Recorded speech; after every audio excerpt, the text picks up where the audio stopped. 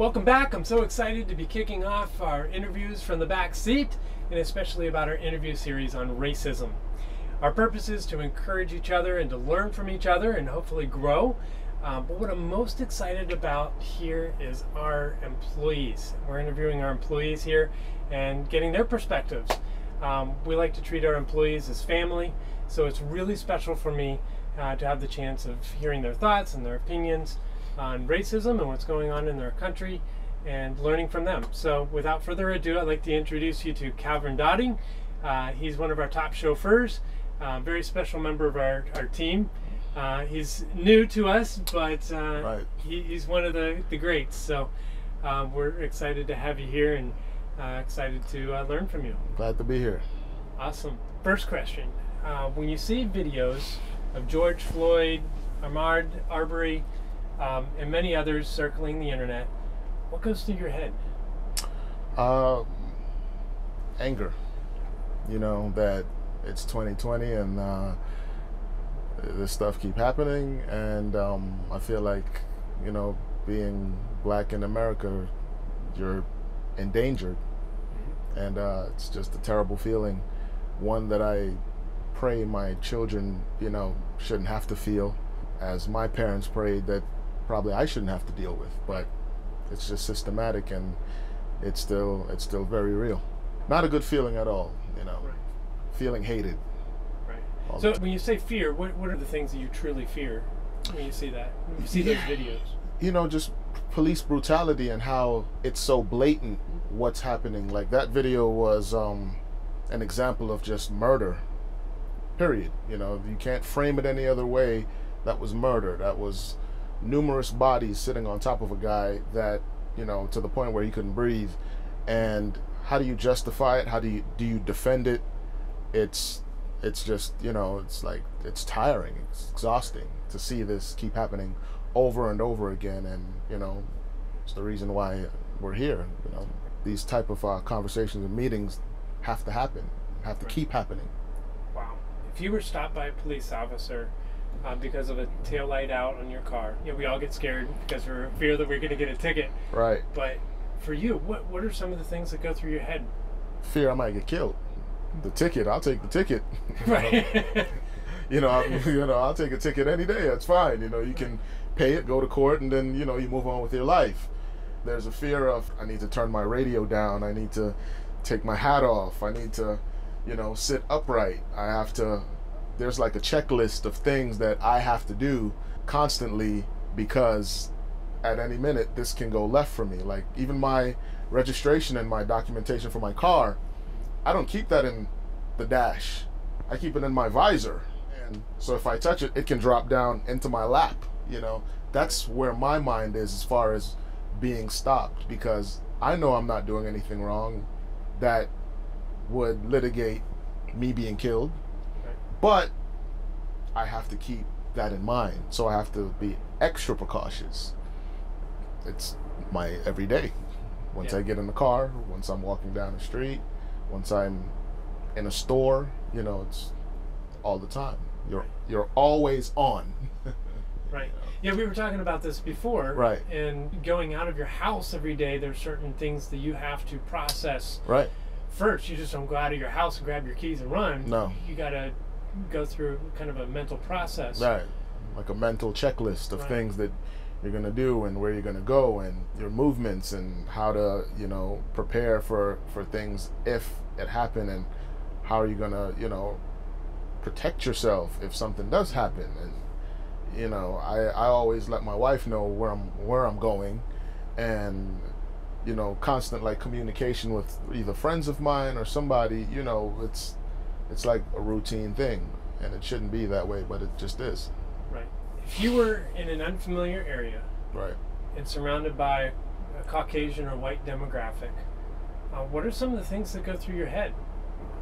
I guess if I'm in that area, then it's a little tense for me, because I'm in a neighborhood, and 95% of the time, if it's that kind of neighborhood, I don't want to be there too long. Right. You know, if I have to be there, then I'm looking at my watch and I'm going for whatever purpose I'm going for, and I'm getting out of there, because systematically I'm not liked everywhere. There has to be a reason why I'm there in the first place. Not to say that, I don't belong there, but I have to be extra cautious of my presence there. And I'm standing out now like a sore thumb. That's just a reality. That's where I go in my mind. And a few other people that I know go there as well. So I know I'm not alone. So what would happen, just pulling into, your own African American black demographic neighborhood? Would that change at all? Of course. Do you still have fears? Do you have... I mean, with every neighborhood, there is a fear, but I guess my antennas, they're not going to be as high. If I'm driving through a neighborhood and it's predominantly black, I'm fine there. It's more like I'm home, right? I feel good. There is no sense of urgency to leave because I'm mixed with my own. That's the reality of it. I'm where I feel I'm accepted. There is a lot of promotion about Black Lives Matter. Why such a focus on Black Lives Matter and not a focus on All Lives Matter? And I say this because there are so many other demographics that are challenged by racism. Why such a focus on Black Lives Matter? Because that's where we are now in history, where in order for history not to keep repeating itself, you have to learn from the now and the past for a better future.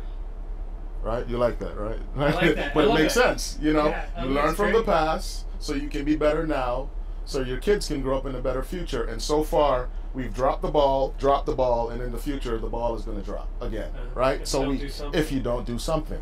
So when we say Black Lives Matter, it's because it matters right now. It's always mattered. But now more than ever, it matters because you're actually seeing what's happening. It's not, a couple of decades ago where it's like, you hear the stories. Now it's blatantly in your face. And if you sit back, on your couch, whatever you're doing, and you're saying, no, there's no racism in the world, you're either an idiot or you're in confines of a cell block that you don't know what's going on. Something's got to be wrong with you if you don't clearly see what's going on. So when we say Black Lives Matter, it's the point that Black lives, it has to matter. And I'm not saying that there's no other group and they're not as important, but as of right now, the movement is, and to get change, we have to focus on Black Lives Matter. It's got to hit home in order for us to have honest conversations and honest dialogue. Obvious, if you look at the numbers, it's not hard to see the injustice. And if you sit back and keep denying it, the ball will be dropped again in the future. That's it. Very well put. Yes, sir. Very well put.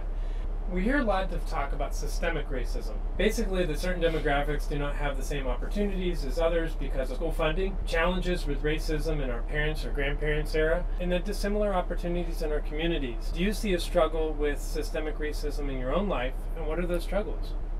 In an everyday setting, if let's say I go in and I'm trying to go to the mall and buy something or some clothes or something from a nice retail store or something, I get followed. Mind you, I have cash. That's why I'm there, right? I'm not there to steal anything, but my reality is I'm going to be followed, and I'm used to getting followed. Like, how insane is that I'm used to being followed, right? I'm used to driving through a neighborhood and possibly getting pulled over. I'm used to those things that other, people, they don't experience. You shouldn't be used to that. It's like I said before in our earlier conversation, it's like you're walking with PTSD. You get up with it in the morning. Right. You're going to sleep with it at night. And it's almost like you're giving that same energy to your kid. Especially my son, because I have to brace him for impact of the things that he's going to deal with. So it's tough, and it's not a conversation that I look forward to, but I have to have it.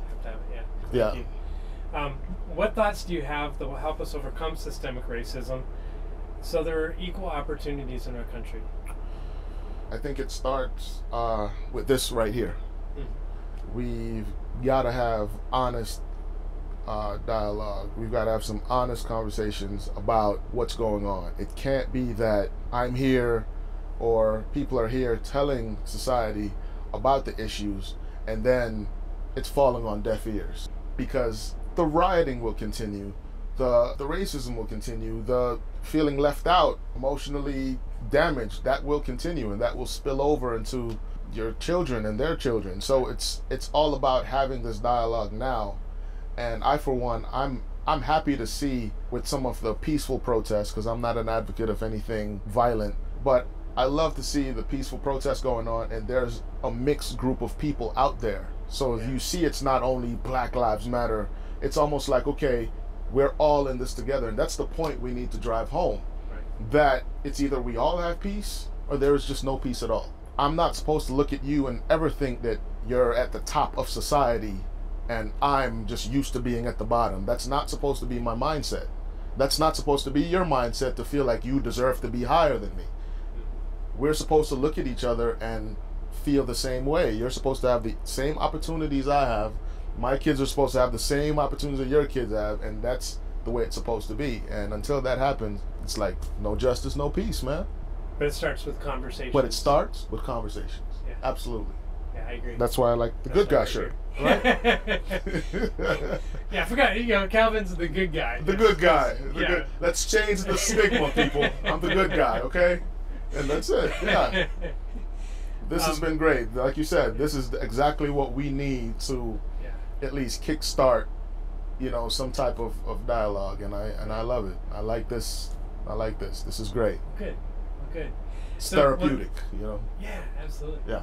For both sides. Yeah. So, last question. Mm-hmm. What are your thoughts on what we need to do to overcome racism in the country as a whole, and get us to a point where we can have equal value or experience equal value and equal respect among all demographics?